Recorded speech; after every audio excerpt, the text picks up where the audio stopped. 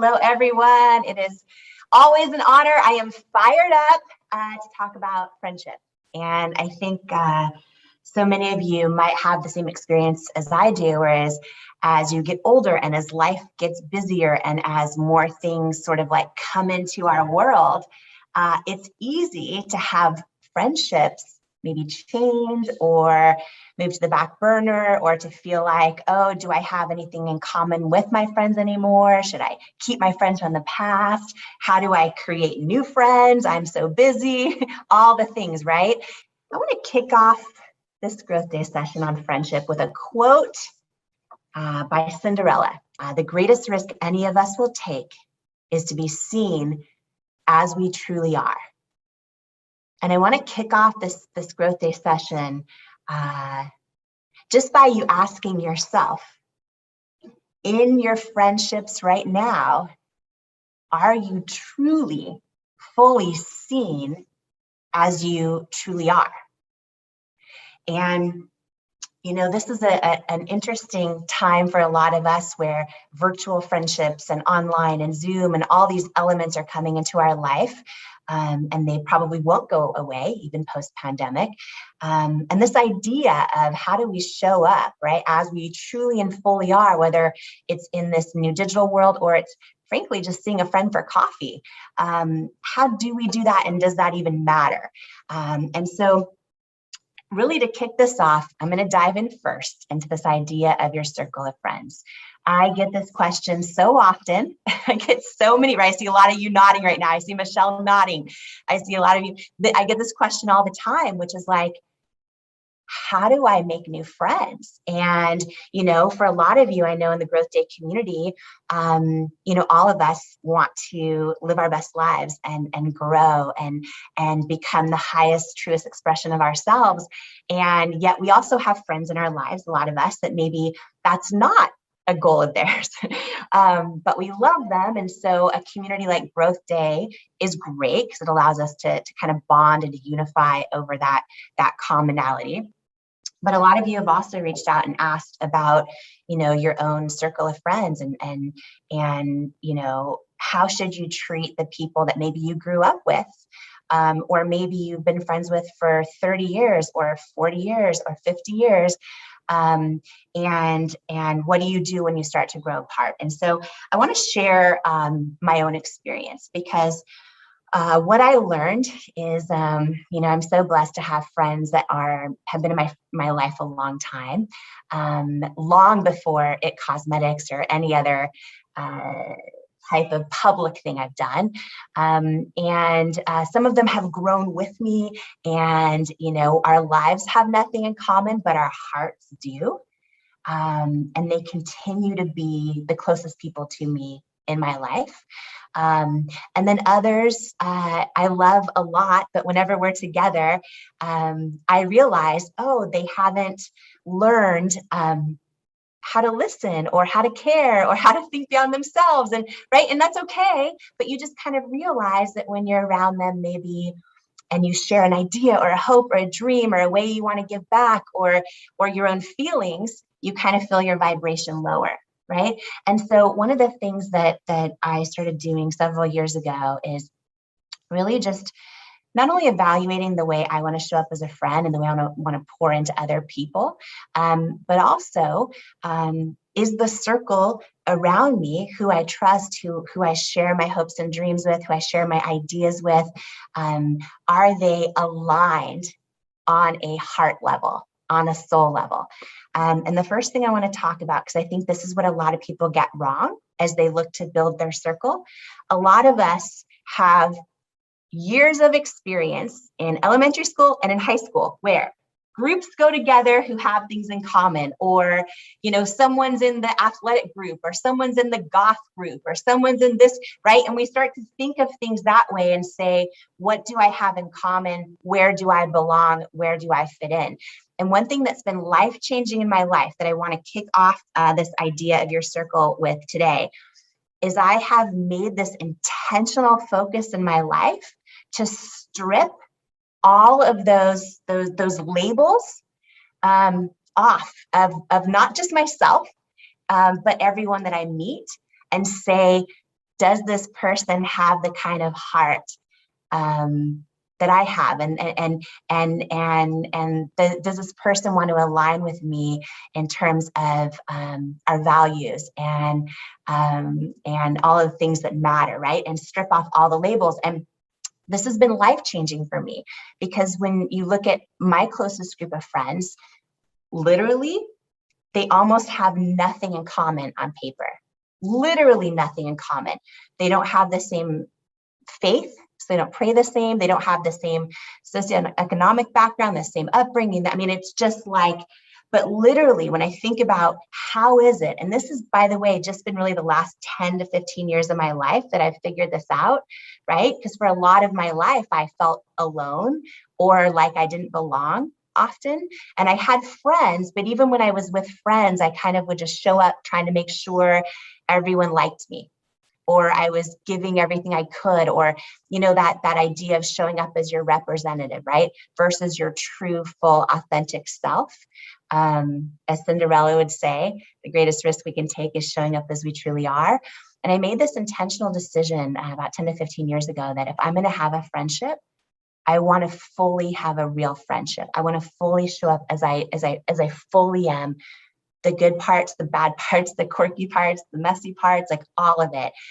Because what I know to be true, and now every research study shows this, is that it's impossible to have a true, authentic connection with another human being unless you actually show up fully and authentically, right?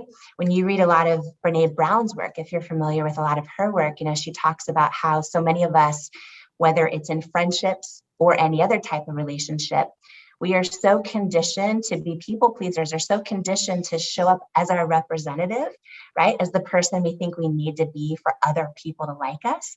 And she says what happens when you do that is you literally spend your entire life standing outside of who you truly are, hustling for your worthiness over and over and over and over, without ever having true connections. And I made this intentional decision that I want to talk about and encourage everyone to do today, because I continue to challenge myself to do this all the time with friends and with relationships that are really important to me, is to actually truly, fully show up as you fully, truly are, and hold space for your friends to do the same without judgment.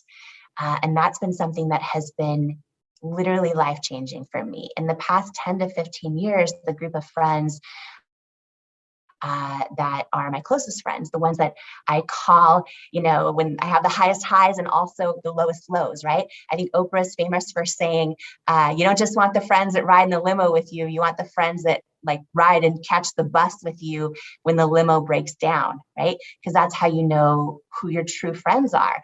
And for me, I've assembled and been so blessed to just bring in a great group of friends that are so very different from me, and look nothing like me, literally, but they have the same hearts. And so the first thing I just want to encourage everyone to just think about, because I think we get past high school and then we're in our 20s and 30s and 40s and 50s and 60s and 70s, and we forget that we do this, but deeply rooted in us, we often still have labels that are on ourselves and on other people. And when we remove those and say, you know, I want to manifest another incredible friend in my life. Here's what I'm looking for in them. And it's soul level stuff, right? You never know where they're going to come from. Or what they look like, or what their story is. And in doing this so intentionally, I've built the strongest friendships in my life. I'm so excited to be here, and especially with this topic this month, advanced mindset and resilience. When I think about, you know, my days of going from working as a waitress at Denny's, and my whole journey of having ideas or hopes or dreams, to launching one of those dreams in my living room, to getting tons of no's and going through so much setback. When I think about like, what are those defining things that help me level up in mindset and also stay resilient and keep going after what I knew was part of my calling. And really, it comes down to one of the big things that it comes down to is me being able to change my relationship in my own mindset with rejection. Rejection is victory. I want you to write that down, and I want you to think about this idea. Okay, here we go. How many people, right, stay in their comfort zone because they're afraid of rejection, they're afraid of failure, they're afraid of people seeing them start small? How many people stay in their comfort zone forever? How many people talk themselves out of their own truth forever and never actually become the person they're born to be, right? If you are someone, and I'm going to say one of the courageous people, one of the brave people who is stepping into your calling, who is stepping into your purpose or multiple purposes in this life, if you're one of the brave people doing that, you're going to get rejection after rejection after rejection. It just comes, right? Think about every person in history that's done anything great. Think about everyone living right now. That's a great example of accomplishment or impact or inspiration, right? And you just look at their lives, even the greatest, constant rejections on their journey. So what I learned to do early on that I really want to challenge you to do today is to literally see rejection as victory. And what I mean by that is if you are one of the courageous people who is brave enough to literally be on the path to your calling and to be stepping into the person you're born to be in this lifetime, every time you get a rejection, it's a reminder that you're one of those brave people who's literally doing it. Like you're one of those brave people stepping into your calling. And you guys, I had to flip the switch in my head because when I started It Cosmetics, and I can give a million other examples in my personal life, in my years before launching the company, in my journey of launching Believe It, my book, there's so many examples of this. But the big one that stands out to me is when I launched this dream in my living room, and I was not ready for it to get no traction. I didn't realize, I thought if my product's really good and I have a great vision, a great why behind it, I believe in it, I just thought, of course, it's going to sell. It's going to turn into a successful company. I was not ready or prepared in any way for the hundreds and hundreds of no's that I would get the first several years. For experts that I used to put on a pedestal to say they didn't believe in it. And I wasn't ready for that. And when I started getting no after no, obviously we've all had forms of rejection in our life. It hurts. It's painful. It's easy to think, well, maybe my gut is wrong. Maybe I don't have what it takes. All those things, right? And I eventually had this big aha moment where I knew, because even though I was getting hundreds of no's, even though this went on for years, you guys, before we ever had any signs of success for our company, every time I would check in with my gut, it kept saying, you're supposed to be doing this, right? You're supposed to be doing this. I felt it. And so because of that, what I decided to do, and I had this big aha moment around it, was I flipped my mindset around rejection. And I just made the decision that, you know what? Because I know I'm supposed to be putting this idea out into the world, this passion out into the world, this mission out into the world that I believed in so much when I was creating my company, I believed in that. So because of that, I just decided I'm a person who's actually doing that, even when it's hard, even when it's not rewarded, even when no one's buying and we got no orders again today, right? All those times I just flipped the switch. Okay, every time I got another no, every time someone said you're not the right fit, or we don't think you're going to do well in our stores, or every day we got no orders, rejection comes in so many forms, right? I literally just decided, okay, this rejection is a victory, right? It's another victory because I'm one of the brave few who's literally going after my calling, who's putting my ideas out into the world, who's showing up to serve with my whole heart the best way I know how. And when I flipped this idea that rejection is a victory, it literally helped me fear it less, right? And helped me become a little more fearless and really showing up for the reasons why I was there to show up for, which was to serve other people and to put a product out in the world I really believed in. So imagine if you can flip, right? Because I know we're talking advanced mindset and resilience, and this is so simple, yet how many people do this, right? If you can flip in your head every time you get a no, every time you get a setback. Let's say you go post something today and no one likes it. like there's the simplest things that make us feel rejected. And sometimes we let those turn into self-doubt in our own head. I'm challenging you today to flip the switch. Rejection is a victory. Oh, someone just said no to you again. Oh, a client just left. Oh, whatever happened, right?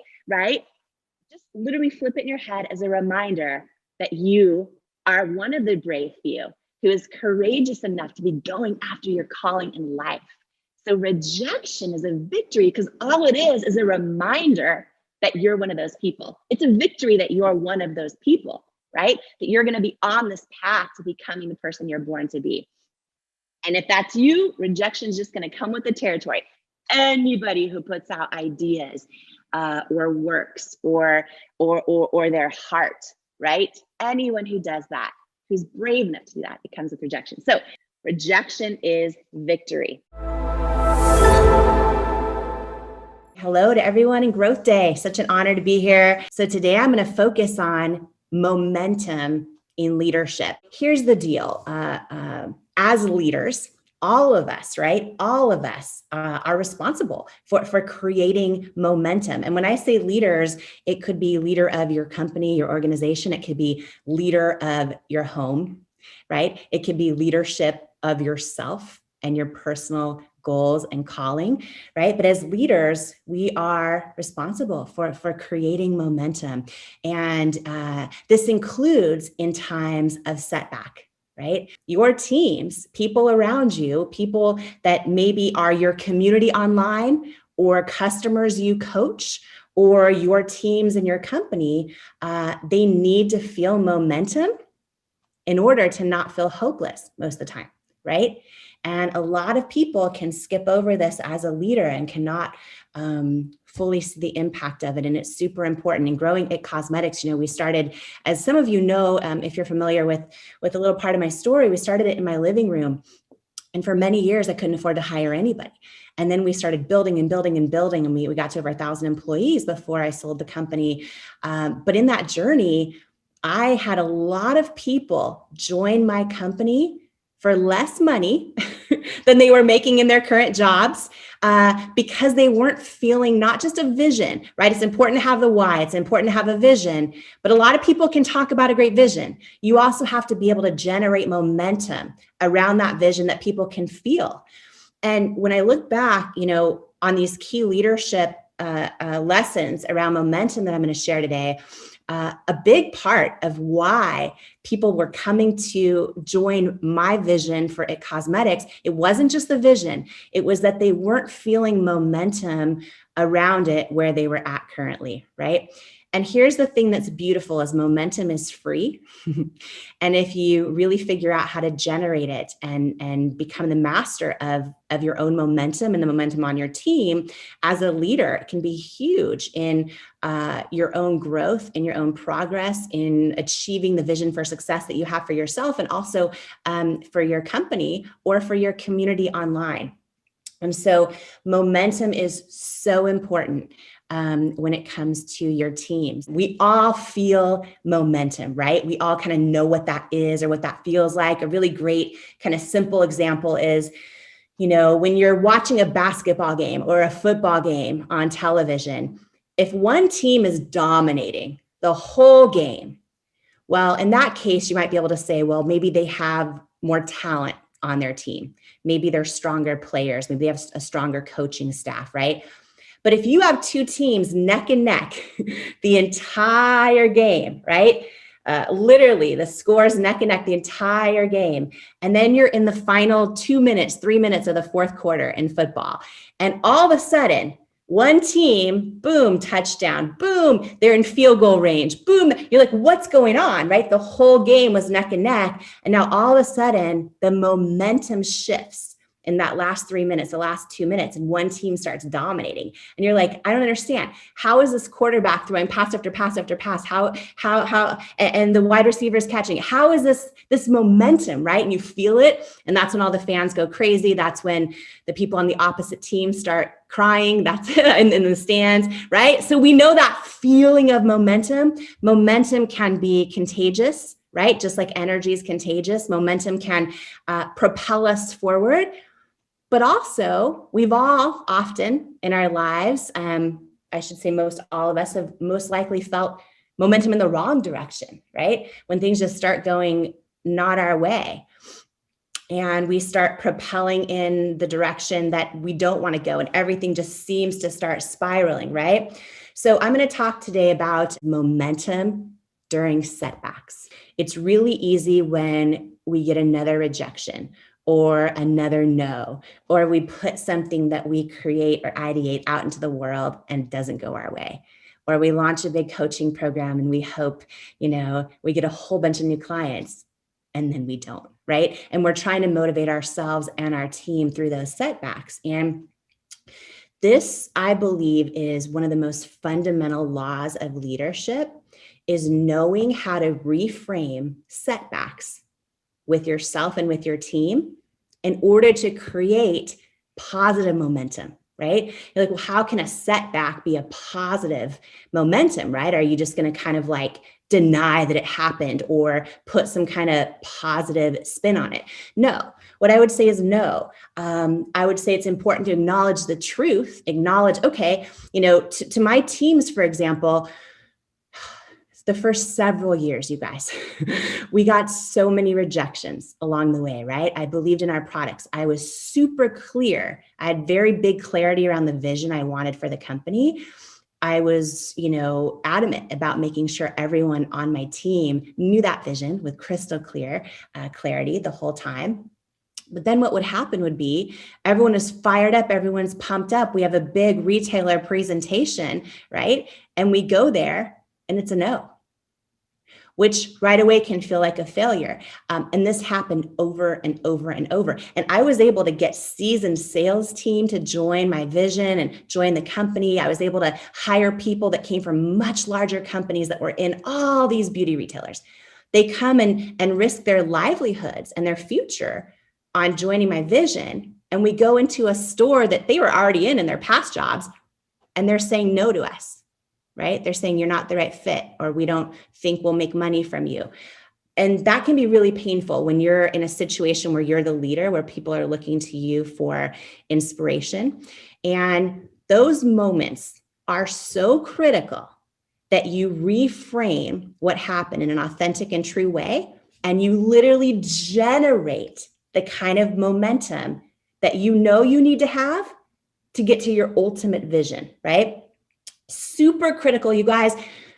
So few people do this as leaders. So let me give you a real example, right? We go into a Sephora, and even though our brand is doing really well and we're having sales success everywhere, they said no to us for 6 years. So we had, even by the time we created, success on QVC and other areas, we were still getting rejections after rejection after rejection. So I want to share how I handled that, how I shifted the momentum as a leader, because this is the difference, I believe, one of the biggest differences in your team staying with you and people wanting to be around you, and people maybe working for less money than they could go and get somewhere else because you just can't afford to pay them more yet, right? For me, it wasn't that I wanted to pay them less. I couldn't afford to pay them more until we grew and grew and grew, right? So in the case of getting another big rejection, I would acknowledge it and say, okay, so we got a no. We will get a yes in the future. I believe that. And here's what I want us to focus on as a team. And this is what I would say to my leadership team and all of our employees. While they said no again, or while this was a rejection, it could come in many forms again, right? Our vision is so important. Our vision is so needed. We are aiming to do big things. We are aiming to do something in the beauty industry that has never been done before, right? And so I'd explain that and remind everyone of the vision. And I would say, here's the thing, you guys, I authentically feel bad for that retailer that just said no to us. And I feel really bad for all their customers that are getting robbed of being able to see our products on the shelf and learn about them and discover them. And I feel bad for them. And I would reframe what had happened, right? Instead of saying, I feel bad for us that we just got rejected, right? Which would start a spiral of negative momentum. I would talk about our vision. I would acknowledge that the rejection happened, that the setback happened, but I would remind everyone of our vision of why it is so important, why we're doing what we're doing, about how often when you're doing something that's novel or hasn't ever been done before, of course, a lot of experts aren't going to get it because they're only used to seeing things that have been done before, right? So maybe they can't imagine it succeeding because they've never seen something like what we're doing succeed because it's never been done before. And I would really reframe it. And then I would talk about this just passion for what we were building and creating to the point where I didn't feel bad for us, we got rejected. I felt bad for all those customers that were going to miss out on even discovering how great our products were because that retailer said no. And I'd feel bad for the retailer because they're going to miss out on giving their customers something really amazing, right? So I would really focus on that and reframe the rejection. And what that helps do is, it's true. It's not about denying what happened, right? It's like, yes, we got a no. And it's a reminder of our vision and how special it is. It's also really sad for them, right? And it was to the point where we built this resiliency around rejection, but we also built momentum. And all of a sudden, a no that happened or a rejection that happened didn't feel like negative momentum. It was almost this reminder of the positive momentum we were building, and kind of use that as fuel. This can be your day for personal growth. This can be that day you committed to and you remember and you go, that was the day I got myself a community. I got better coaches. I committed to making my life the absolute best that I could. This is that day. Make today your growth day. Click the button on this page and sign up right now.